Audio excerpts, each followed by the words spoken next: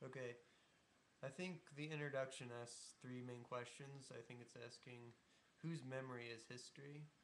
I think it's also asking what is at stake when we view history, when we look at history, and we should consider who wrote it, because I think in reading history that has implications for the future.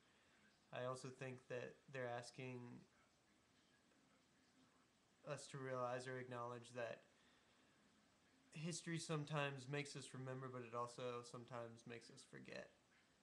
And so, moving on to the first article about the Civil War, the Lost Cause movement, this group of Confederate soldiers, I think, who sought to veil the reality of the war by twisting the truth.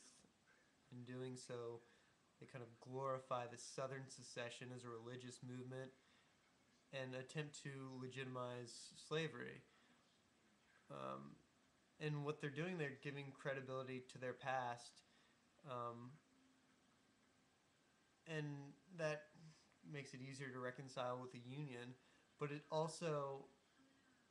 doesn't lose them the cause of white supremacy, and obviously this materializes later into the Jim Crow laws. And then moving on to the Vietnam article, um, I think what the author is saying is that the site really only represents the surface of a memory.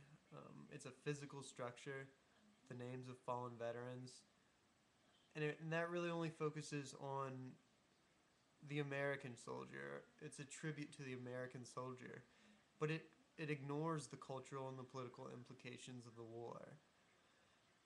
um, and I think also what the author is saying is that this this finality of the structure um, kind of represents that the book is closed on the war when really there's still a lot of debate about Vietnam. And I think the author's also saying that the the memorial is kind of trivialized the war. I mean, it's a tourist attraction, it's a money machine, and really the individual story, which probably is the most important part about the war, is completely lost.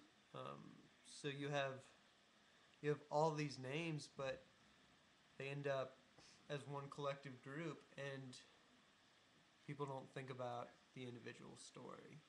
So, in closing, real quick, I think that we have to consider who wrote history, how it's presented, and what its implications are for the future.